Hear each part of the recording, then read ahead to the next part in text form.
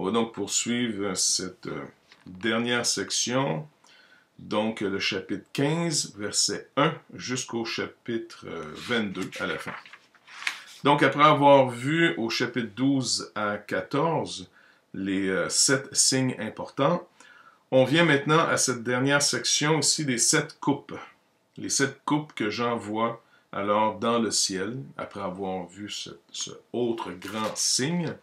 On peut regarder ici, donc chapitre 15. Il dit, « Puis je vis dans le ciel un autre grand signe, grand et admirable. 7 anges qui tenaient 7 fléaux, les 7 derniers, car par eux s'accomplit la colère de Dieu. » Donc ça nous met un petit peu finalement dans ce fameux contexte. Donc les 7 fléaux seront, après avoir vu ici ceux qui chantent le cantique de Moïse, le serviteur de Dieu, donc ceux qui sont les rachetés, ceux qui ont vaincu. On voit donc à partir du verset 5, alors les anges sortent du temple avec les fléaux. Donc chapitre 15, 5 à 8. Et ces fléaux sont décrits à l'aide d'images de coupes, dont le contenu est déversé par les anges sur la terre. Chapitre 16, et j'ai entendu une voix forte qui venait du temple et qui disait aux 7 anges, « Allez et versez sur la terre les 7 coupes de la colère de Dieu. » Donc, le premier, on voit ici que le premier, après donc le contenu versé successivement, bon, c'est des plaies douloureuses aux hommes qui portaient la marque de la bête et qui adoraient son image. 2, transformation de la mer en sang. 3, transformation des rivières et des sources d'eau en sang. 4, la brûlure de la chaleur du soleil. 5, l'anéantissement de la domination de la bête. 6, l'assèchement de l'Euphrate et la venue d'esprits mauvais préparatoires au combat du grand jour du Dieu Tout-Puissant, donc à Armageddon. Et 7, un point culminant, il dit, c'est le fameux sans effet de la destruction terrestre complète. Juste pour mettre une petite précision, le fameux Armageddon, la dernière guerre d'Armageddon. Ar veut dire finalement montagne ou colline, et Megiddo, donc c'est cette fameuse région qui est séparée par une vallée, et l'autre côté de la vallée, à l'autre bout, c'est la Galilée, qui commence entre autres les montagnes de Nazareth, et ainsi de suite. Fait que voilà, donc il va y avoir ces fameuses coupes. Chapitre 17, maintenant, c'est le triomphe du Dieu Tout-Puissant. Après avoir donc versé sa colère sur la terre, Carson nous rappelle ici que ses visions décrivent et célèbrent le temple, ou le triomphe, c'est-à-dire de Dieu dans le monde, sa souveraineté étant désormais, comme le voit Jean dans le ciel au chapitre 4, manifestée dans le monde. C'est un peu comme ce fameux accomplissement de la prière où le Seigneur Jésus-Christ nous apprend cette prière, là, notre Père, que ta volonté soit faite sur la terre comme au ciel. Et donc, il semble ici y avoir définitivement maintenant cette victoire. Il va y avoir inévitablement le jugement. On va rendre finalement à chacun son dû, aux méchants le jugement et aux justes leur récompense. Donc sa première vision révèle la méchanceté et le dessein de la grande prostituée. Ça, c'est la grande ville qui exerce son pouvoir sur les souverains du monde. Chapitre 17, 1 à 18. Puis il dit, cette grande ville, nommée Babylone pour suggérer un oppresseur impie du peuple de Dieu, est maintenant condamnée et détruite. Et ceux qui profitaient d'elle pleurent. Donc, chapitre 18 ici. Jusqu'au chapitre 19, verset 5. Donc, de 18, 1 à 19, 5. Puis au sein de ce jugement, cependant, se trouve le salut. Et ça, c'est quand même assez remarquable de voir que même dans les pires moments, il y a toujours finalement des gens qui sont rachetés. Il y a toujours une œuvre de Dieu qui se rend manifeste. Sa miséricorde n'arrête jamais. Et puis ça, c'est très, très encourageant encore. Donc, j'entends la louange d'une grande multitude de ceux qui sont invités à participer au festin des noces de l'agneau.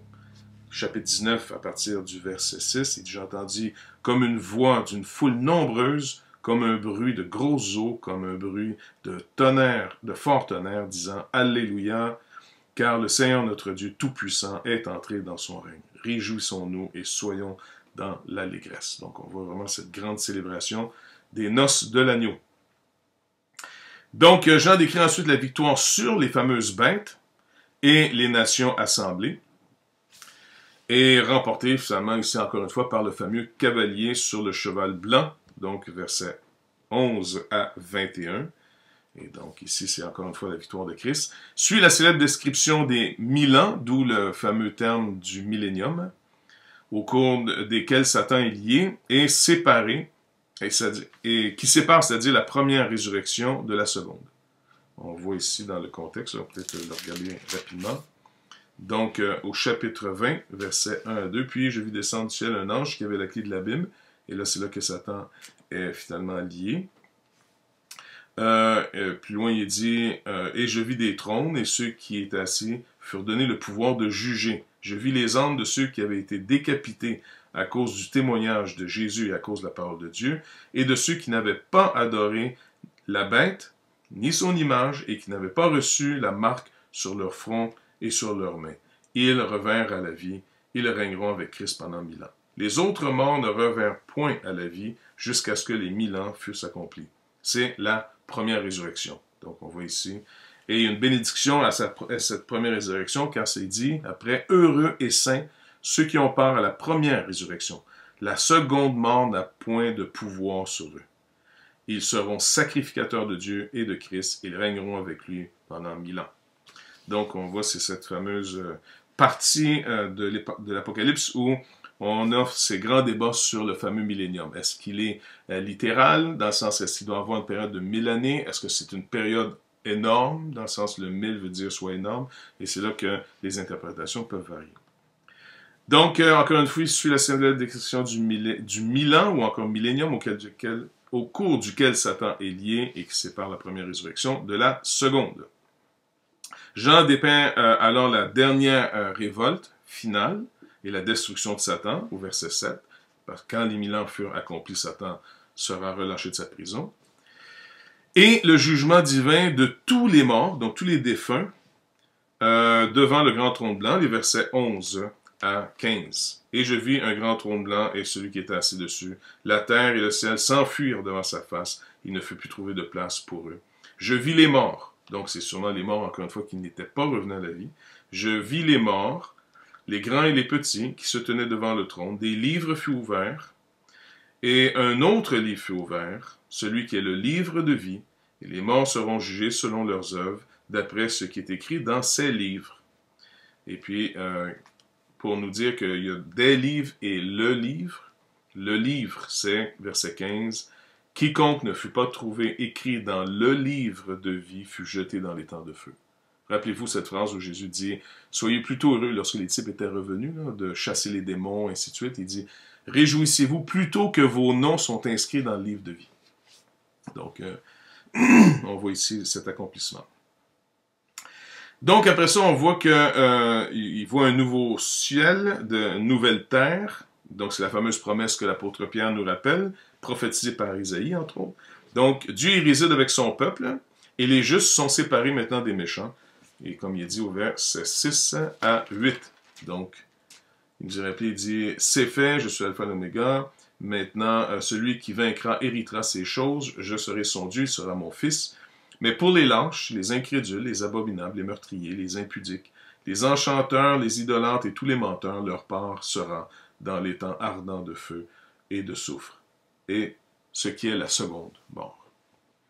Ça nous amène après à la description de la Nouvelle Jérusalem à partir du verset 9 ici. Chapitre 21, 9 à 22, 9, il y a cette description. Et Carson nous dit ici en résumé, cette section présente de nombreux parallèles avec la vision angélique du chapitre 17, versets 1 à 19, 10. Il dit, dans sa vision, Jean voit une mariée, l'épouse de l'agneau, présentée sous les traits de la Nouvelle Jérusalem, dont les caractéristiques et les dimensions sont décrites de manière détaillée, versets 9 à 21, ici toujours au chapitre 21. Il n'y aura besoin ni de temple, ni de soleil, ni de lune dans la cité, car Dieu et l'agneau y demeurent, et il n'y aura plus de mal. Donc, verset 22, jusqu'au chapitre 22, verset 5. Toute cette description où il n'y a plus de mal, et tout sert à la restauration, à la vie humaine. Donc, même, c'est un aspect assez intéressant ici, parce que quand vous lisez le descriptif, On voit encore une fois dans cette ville un fleuve et des arbres de vie, ou un arbre de vie, et ça sert à la guérison des nations. Donc, c'est quand même un terme intéressant, guérison des nations. Bref, tout ça pour nous amener ici plus loin à la conclusion du livre, chapitre donc 22, les versets 10 à 21, où Jean se voit promettre que les paroles que contiennent ces visions, ce qu'il nous a écrit ici, sont vraies et entièrement dignes de foi et que ceux qui sont fidèles et justes seront récompensés. Cette récompense est apportée par Jésus lui-même qui vient bientôt. Donc, dans cette dernière description, on voit finalement que la victoire de Christ est rendue manifeste. Aujourd'hui, nous persévérons, mais nous avons quand même finalement, par les Écritures, autant l'Apocalypse de Jean que les lettres des apôtres ou les évangiles, on voit finalement que le Seigneur, ce qu'il a promis, il l'accomplit. C'est digne de confiance. Il nous rappelle sans arrêt, par contre, de ne pas tomber dans l'idéalisme de ce monde. Nous ne changerons pas ce monde.